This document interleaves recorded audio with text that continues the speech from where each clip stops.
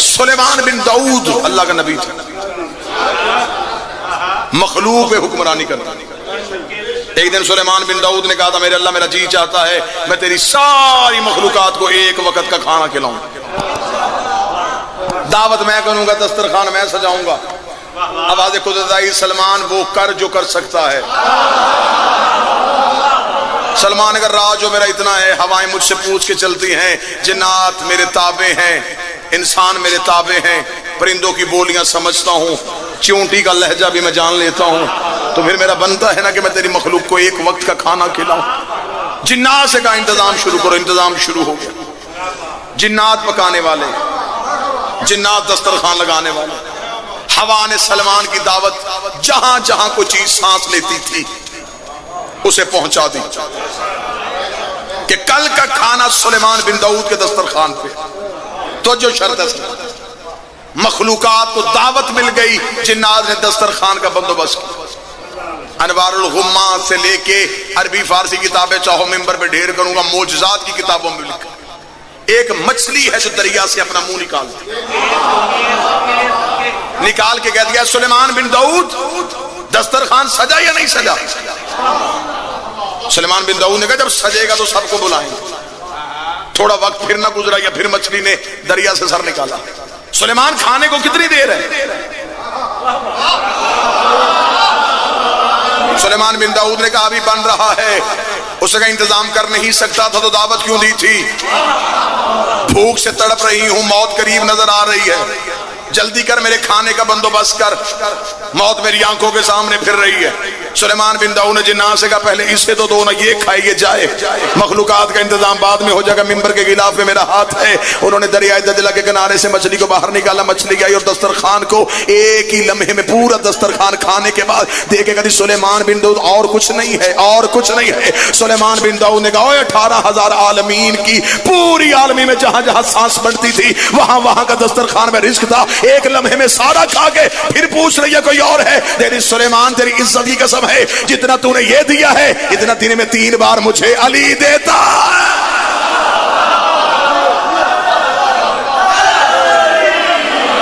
جو بانٹتا ہے اس نے مجھ سے کبھی نہیں پوچھا، اور تو ایک وقت کا کھلا کے مجھ سے حساب مانگتا۔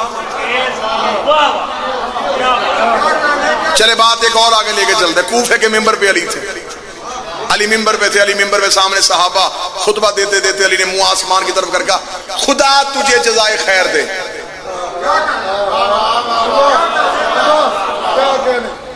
لوگوں نے آسمان کی طرف دیکھا، کیا ہے؟ کچھ نظر نہ آیا۔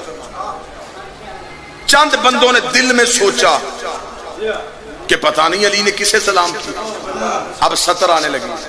انہوں نے دل میں سوچا علی نے کانوں سے سنا۔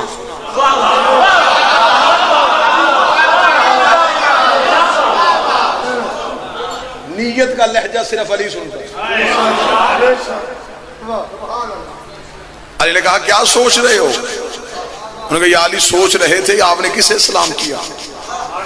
علی کہتے ہیں یہ بادلوں میں ایک پرندہ رہتا ہے، یہ بادلوں کے دھوئیں سے خلق ہوتا ہے، وہیں مر کے اس کے عذاب وہیں تحلیل ہو جاتے ہیں، زمین پہ کبھی نہیں آتا۔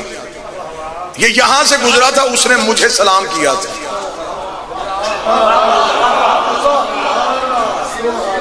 دو تین بندوں نے دل میں سوچا پتہ نہیں گزرا نہیں گزرا، سلام کیا نہیں کیا۔ علی تو کوئی بہانہ چھوڑتا ہی نہیں اپنی فضیلت بیان کرنے۔ انہوں نے سوچا یا علی نے انگلی کا اشارہ کیا۔ کتابیں کہتی ہیں پرندہ علی کے ہاتھ میں آ۔ صحابہ کہتے ہیں اتنا خوبصورت پرندہ ہم نے اللہ کی کائنات میں کبھی دیکھا ہی نہیں۔ سرمئی رنگ کا تھا، سر پہ اس کے ایک تاج کا سایہ تھا۔ وہ علی کے ہاتھ میں بیٹھا اور اس نے اپنی گردن جھکا کے علی کے ہاتھ کا بوسہ لیا۔ اس نے اپنے لہجے میں کوئی بات کی، علی مسکرائے۔ مسکرانے کے بعد علی نے فرمایا انی نطق فصیح اللسان، بول اتنی اچھی عربی جسے یہ بھی سمجھے۔ جو ہاتھ اٹھے گا وہ علی سے خیرات لے گا۔ بول اتنی اچھی عربی جسے یہ بھی سمجھے۔ اتنا کہنا تھا یہ پرندہ بول پڑا۔ علی فرمایا بتا کہاں سے آیا ہے؟ کسی کا سمو نام ہے آسمان پہ رہتا ہوں. علی فرمایا یہاں سے کیوں گزرا تھا؟ کہنے لگا بادشاہ تیری عزت کے سمے اکیلا تو نہیں گزرا. جب بھی آپ کوفے کے ممبر پہ آ کے بیٹھتے ہیں آسمان پہ ایک منادی ندا دیتا ہے تسبیحاں چھوڑو, جس نے علی کی زیارت کرنی ہو وہ ممبر پہ علی آ گیا.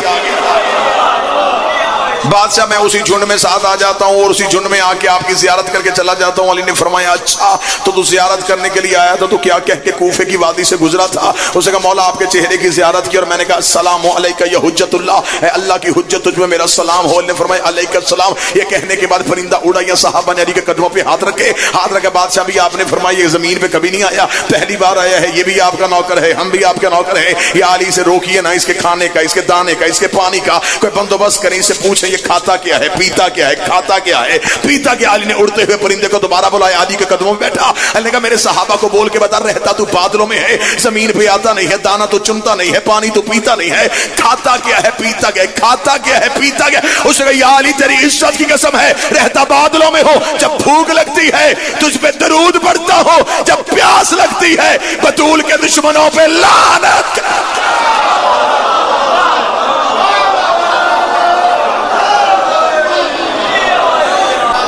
22 مکالمے ہیں جی کتابوں میں, 22 کے قریب مکالمے ہیں جو علی کے نوکروں کے درمیان ہوئے. جو قریب بیٹھو یہ احسان کرتے جانا. 22 مکالمے ایسے ہیں جو علی کے نوکروں کے فضا سے ہوئے. پتہ سلمان کو بھی تھا کہ فضا کیا ہے, خبر فضا کو بھی تھی کہ سلمان کیا ہے, لیکن اگر یہ آپس میں بات نہ کرتے تو فضائل ہم تک کیسے پہنچتے. ایک دن جناب سلمان نے آ کے کہا تھا ایک مکالمہ اور پڑھ دیتا ہوں اور جہاں تک تمہاری طبیعت چلتی رہی آپ بولتے رہے میں مکالمے بڑھاتا چلا جاؤں.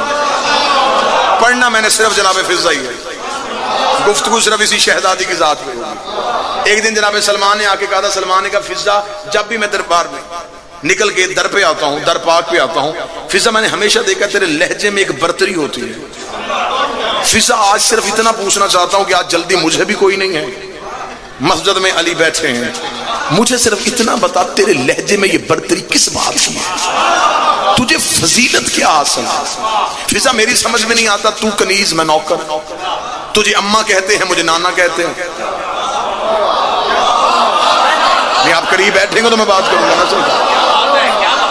جنہیں تو اٹھاتی ہے میں بھی انہیں اٹھاتا ہوں, لیکن وجہ کیا ہے؟ رشتے میں وہ برابری کرتے ہیں, عزت میں برابری کرتے ہیں, عظمت میں برابری کرتے ہیں, وہ پیار برابر کرتے ہیں, محبت برابر کرتے ہیں, عطا ان کی ہم دونوں پہ یکساں ہے. لیکن تو مجھ سے کس بات پہ افضل ہے؟ اتنا کہنا تھا. جناب فضا کی آواز آئی, بھائی سلمان میں نے زندگی میں کبھی تجھ سے بحث کرنے کی بات سوچی نہیں ہے, لیکن آج تو نے بات کر لی ہے تو پھر میں تجھے بتا کے جا رہی ہوں, زندگی میں کبھی میرے ساتھ احساس برتری نہ کرنا, کبھی زندگی میں میرے ساتھ تقابل نہ کرنا. سلمان تیرا تقابل میرے ساتھ بنتا نہیں ہے. سلمان نے کہا مجھے بتانا, میں علی کا نوکر, میں حسن کا نوکر, میں حسین کا نوکر, میں رسول کا صحابی, میرے پاس بھی منا اہل بیت کا تمغہ میرے بھی کاندھے پہ سجا ہوا ہے, وہ کون سی فضیلت ہے جو میرے پاس نہیں اور تیرے پاس ہے؟ فضا دیکھا تو علی دیکھتا ہے, تو رسول دیکھتا ہے, تو حسن دیکھتا ہے, تو حسین دیکھتا ہے. ایک اعزاز میرے پاس ایسا ہے, میں اس چہرے کی کاریاں ہوں جسے اس کے علاوہ کوئی دیکھ ہی نہیں آیا.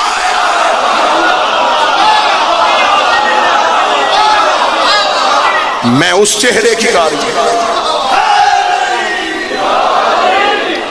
سلمان میں اس چہرے کی کاریاں ہوں جسے سوائے توحید کے کوئی دیکھ ہی نہیں سکتا. سلمان نے کہا اچھا تو فضا اس بات پہ برتری تھی. فرمایا صرف ایک ہی نہیں, میرے پاس وہ کئی ایسی باتیں ہیں جس کا مقابلہ تو میرے ساتھ کر ہی نہیں سکتے. سلمان نے کہا چل مجھے جیسے تو نے ایک معرفت کا در کھولا ہے دوسرا بھی معرفت کا در کھول دے, میں بھی تو ایمان کے 10ویں درجے پہ بیٹھا ہوں, مجھے بھی تو پتا چلے گھر بیٹھی فضا کس درجے پہ ہے. فضا نے کہا اگر اگلی برتری سننی ہے تو پھر اگلی برتری بھی سنتا جا. تو علی کا وہ چہرہ دیکھتا ہے جو علی مسجد میں دکھاتا ہے, میں علی کا وہ چہرہ دیکھتی ہوں جو علی بطول کو دکھاتا ہے. آیا ہاتھ اٹھے نا اس بندے کا جو خیرات مانگنے کے لیے آیا. تو علی کا وہ چہرہ دیکھتا ہے جو علی مسجد میں دکھاتا ہے, میں علی کا وہ چہرہ دیکھا. اس سے کہا اچھا فضا ان باتوں کی وجہ سے تیرے لہجے میں ہمیشہ برتری ہوتی ہے.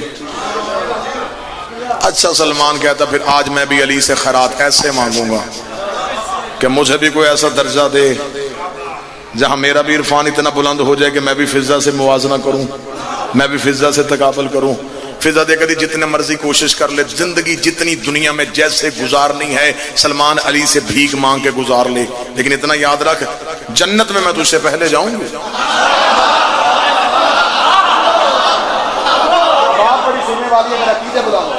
جنت میں تجھ سے پہلے جاؤں گا.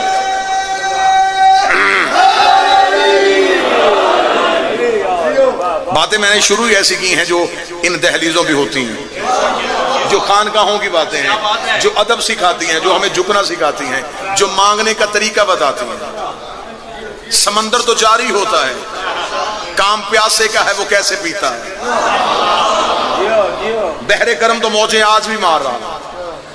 فرمایا جنت میں تجھ سے پہلے جاؤں گی. سلمان نے کہا کیا تو مجھ سے پہلے جنت میں؟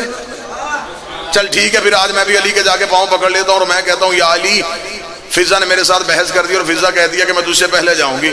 فضا دیکھ دی بادشاہ تیرا بھی ہے، بادشاہ میرا بھی ہے، شکایت کرنی ہے تو کر دے، لیکن اتنا یاد رکھنا میں علی سے پہلے بھی جنت میں جاؤں گی. میں علی سے پہلے جنت میں. علی سے پہلے کا نام آنا تھا کمبر کا جسم ہانپا کانپا. سلمان کا سلمان نے ہانپ کام کیا. کیا کہہ رہی ہے تو علی سے پہلے جنت، علی سے پہلے جنت میں جائے گی؟ میں رسول کے جا کے پاؤں پکڑتا ہوں، میں کہتا ہوں تو نے بیٹی کہا ہے نا، یہ دیکھ فضا کیسی باتیں کر رہی ہے. فضا نے کہا ہے میں علی سے پہلے جاؤں گی. فرمایا یا رسول اللہ کی بارگاہ میں جب جائے تو شکایت بھی کر لینا، رسول کو کنیز کا سلام بھی کہہ دینا اور بتا دینا کہ فضا کہتی تھی میں نبی سے پہلے بھی جنت میں جایا. اتنا جملہ کہنا تھا. سلمان کا ہاتھ کلیجے پہ آیا. سلمان وہاں آیا جہاں رسول بیٹھے تھے. رسول کے قدموں پہ آ کے سلمان نے اپنی پگڑی کو رکھنے کے بعد کہا یا رسول اللہ، یہ جو حبش سے آئی ہے نا یہ کنیز، اسے آپ بیٹی کہتے ہیں، علی اسے بہن کہتا ہے، حسین اسے اماں کہتا ہے. آج اس نے انوکھی باتیں کر دی ہیں، آج اس نے ایسی ایسی باتیں کر دی ہیں. وہ کہتی ہے علی سے پہلے جاؤں گی، وہ کہتی ہے رسول سے پہلے جاؤں گی. اتنا کہنا تھا. رسول آگے آگے چلے، سلمان پیچھے پیچھے چلا. رسول در پاک پہ آنے کے بعد پردہ لگا، پردے کے اندر فضا بیٹھی، باہر سلمان بیٹھا. رسول درمیان میں بیٹھ گئے. فضا آج سلمان آیا تھا دہلیز پہ، تو نے کیا کہا ہے سلمان سے؟ اس سے پہلے کے بعد علی سے پہلے، علی سے پہلے کے بعد نبی سے پہلے. فرمایا یا رسول اللہ تیری قدموں میں یہ کنیز قربان ہو جائے. کل جمعے کا خطبہ حسن نے آگے مجھے گھر سنایا تھا کہ بانانا نے رسول نے منبر پہ بیٹھ کے جمعے کا خطبہ دیتے ہوئے کہا تھا کہ محشر کا میدان ہوگا، 1.25 لاکھ نبی کھڑے ہوں گے. نبی انتظار میں ہوں گے کہ جنت کا در اس وقت کھلے گا جب تک محمد نہیں آئے گا، محمد کا آنا ہوگا. رسول آپ نے فرمایا تھا کہ جب میں پہنچوں گا میں اس انتظار میں ہوں گا کہ جب تک میری بیٹی بطول نہیں آئے گی، جب تک جنت کا در نہیں کھلے گا میری بیٹی اگر نور کے ناکا پہ سوار ہو کے آئے گی. ناکا کی مہار فضا کے ہاتھ میں.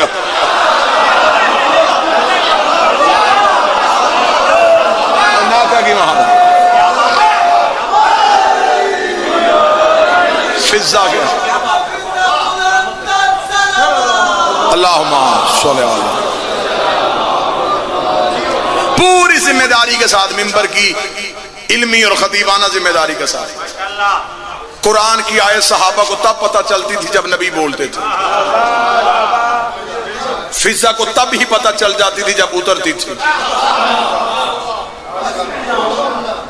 اس بی بی کی خوراک ہے قرآن. 20 سال یہ بی بی صرف قرآن بولی. 20 سال بی بی فضا نے پانی بھی مانگا ہے تو قرآن کی آیت پر، سوائے قرآن کے کچھ بولی نہیں.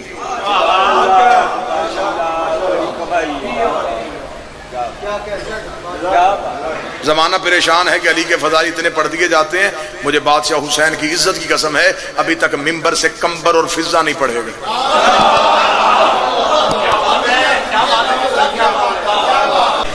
40 دن کا وعدہ تھا خیبر کے میدان میں، 39 گزر گئے تھے. 40ویں کا سورج طلوع ہونے والا تھا. یہودیوں کی عورتیں قلعے کی چھت پہ بیٹھ کے وہ نغمے گا رہی تھی جنہیں نہ توحید برداشت کر رہی تھی نہ رسالت کا مزاج برداشت کر رہا تھا. رسول نے دیکھ کے کہا میرے اللہ تیرا دین خطرے میں ہے. فرمایا اسے کیوں نہیں بلاتا جس کو بلانے کا میں نے ہر نبی کو حکم دیا تھا. ادھر رسول نے خیبر میں بیٹھ کے علی کو بلایا. کتابیں لکھتی ہیں جس نے بلایا وہ بھی مصلی پہ، جس نے سنا وہ بھی مصلی پہ، جس نے پکارا وہ خیبر میں، جس نے سنا وہ مدینے پہ. نبی نے خیبر سے بلایا، علی نے مدینے میں سنا. علی نے سجدے سے سر اٹھا، کمبر جی مولا جلدی کر میرے گھر سے میری تلوار لے کے آ. کمبر شہن بطول کی طرف دوڑا. کمبر نے تلوار پاس آئی حویلی زہرا پہ آگے ابھی ہاتھ رکھا تھا، یہ حویلی زہرا کا در کھلا، فضہ ہاتھوں پہ علی کی ذوالفقار لے کے کھڑی تھی، فضہ ہاتھوں پہ علی کی تلوار لے کے کھڑی تھی۔ قمر نے دیکھا فضہ مجھ سے پہلے آیا کوئی نہیں، تجھے کیسے پتا چلا میں تلوار لینے کے لیے آیا ہوں؟ فضہ نے کہا قمر باتیں کرنے کا وقت نہیں، جلدی جا، رسالت کی جان خطرے میں ہے، توحید خطرے میں ہے۔ قمر کا اتنا تو بتا دے تجھے پتا کیسے چلتا ہے؟ فرمایا یاد رکھنا باہر کے نوکر اور ہوتے ہیں، اندر کی کنیزیں اور۔ تو علی کا نوکر ہے، تو علی کا نوکر ہے، میں زہرا کی کنیز ہوں۔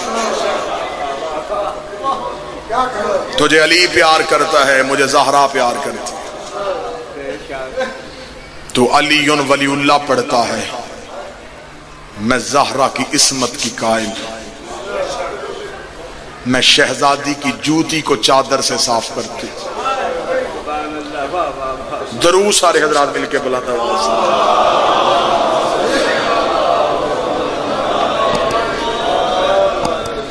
پھر بھی بلند آواز سے صلوات پڑھیں۔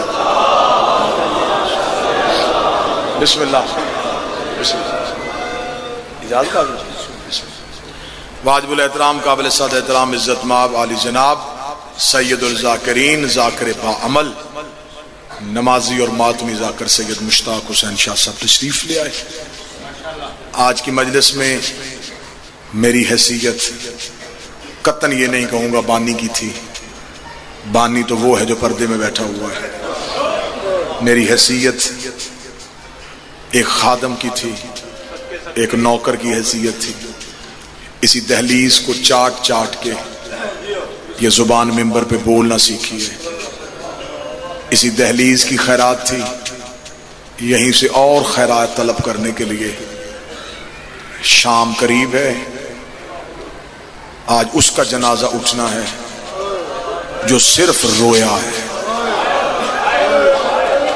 بادشاہ حسین زندگی کرے، آج ایک لمحے کے لیے بھی شرما کے نہ رونا، کیونکہ آج جس کا جنازہ ہے وہ صرف رویا ہے۔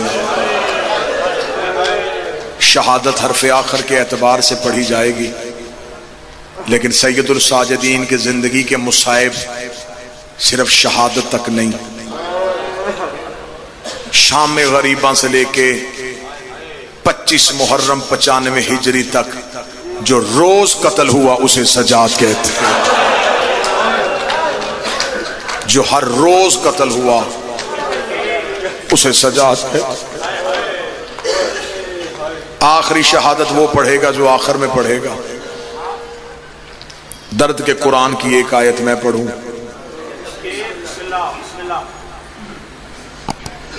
یہ وہ حسین کا بیٹا ہے، کوئی بھی شیعہ سجاد کے رونے کو بزدلی نہ سمجھے، سجاد کا رونا بزدلی نہیں، عزاداری کی تشہیر تھی۔ یہ جو آج ہم میں مجلس سے پہنچی ہیں یہ اسی رونے کی وجہ سے پہنچی ہیں۔ بازار سے 100 بندہ بھی ہنستا ہوا گزرے، کوئی نہیں پوچھتا کہ کیوں ہنس رہے ہو، ایک روتا ہوا گزرے، بابا جی بندے روک روک کے پوچھتے ہیں کیوں رو رہا ہے؟ سجاد ہر بازار میں روتا رہا، جس چوک میں لوگ پوچھتے کیوں رو رہا ہے، سجاد کبھی اکبر سناتا، کبھی قاسم سناتا۔ کربلا پھیلتی گئی صرف سجاد کے رونے کی وجہ سے۔ یہ رونا اس عزاداری کی بنیاد ہے۔ میں نے جملہ کہا بزدلی نہ سمجھے، سیدزادہ ممبر پہ وہاں سے لے کے آخر تک جملہ کہنے لگا ہوں، عباس سے زیادہ بہادر تھا سجاد۔ جس بندے کا رونا نہیں نکلا میں قسم دیتا ہوں، علی ولی اللہ کی قسم، عباس سے زیادہ بہادر تھا سجاد۔ جس بندے نے ابھی بھی ہائے نہیں کی مجھے بطول کی چادر کی قسم، عباس سے زیادہ بہادر تھا سجاد۔ سکلین جسے اب بھی رونا نہیں آیا میں دلیل دیتا ہوں، مجھے بادشاہ حسین کی عزت کی قسم ہے، سجاد کی جگہ عباس ہوتا پہلے ہی چوک میں مر جاتا۔ یہ تو حوصلہ تھا سجاد کا، ہر موڑ پہ کہتا رہا اماں آہستہ چل، آگے لوگ شراب پی رہے۔ اونچی آواز سے ہائے کہو، जिसे पता है आज 25 मुहर्रम है। जब वापस आए हैं शाम से करबला, करबला कब्रों के दरमियान अपनी कमर पे हाथ रख के सज्जाद करबला में कब्रों के दरमियान, एक दफा सज्जाद ने सारी कब्रें देखी, देखने के बाद सज्जाद की आवाज आई, अकबर बर्छी खाना आसान है, कासम घोड़ों के सुम्मों के नीचे आना आसान है, चचा गाजी बाजू कटवा के फुरात में सोना आसान है, बाबा हुसैन तेरा ज़रबे खाना आसान है। करबला से हर लाश से आवाज आई, सज्जाद नेज़ा आसान है, बर्छी आसान है, तलवारें आसान है, सज्जाद मुश्किल क्या है? सज्जाद रो के दो, उठो कब्रों से मैं तुम्हें मुश्किल बताऊं, नंगे सर ज़ैनब जैसी माँ शराबियों के दरबार